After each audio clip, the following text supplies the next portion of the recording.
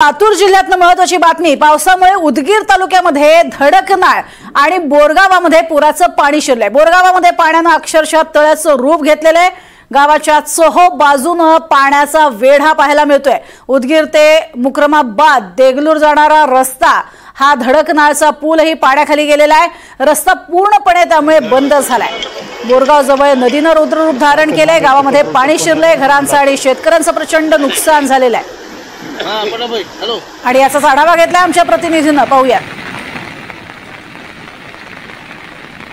लातूर जिल्ह्यामधली परिस्थिती जर बघितली तर 2 दिवसांपूर्वी मन्याड नदीच्या पात्रामध्ये अक्षरशः नगण्य असा पूर पाणी आपल्याला पाहायला मिळत होतं। नदीचा तळ सुद्धा झाकला गेला नव्हता। मात्र आजची परिस्थिती जर बघितली तर नदी पात्र अक्षरशः ओसंडून वाहत आहे आणि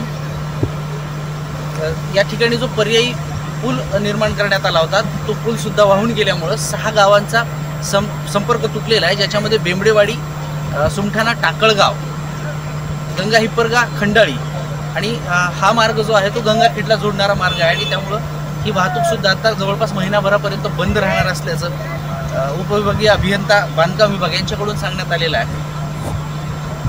आणि आता महिनाभरापर्यंत ही वाहतूक बंदच राहणार आहे। त्याचबरोबर लातूर जिल्ह्यातल्या 5 मार्गावरची सुद्धा वाहतूक बंदच राहणार आहे, ज्याच्यामध्ये अहमदपूर तालुक्यातला अहमदपूर अंधोरी हा मार्ग बंद आहे। उदगीर तालुक्यामध्ये जवळपास 4 मार्ग बंद असणार आहे।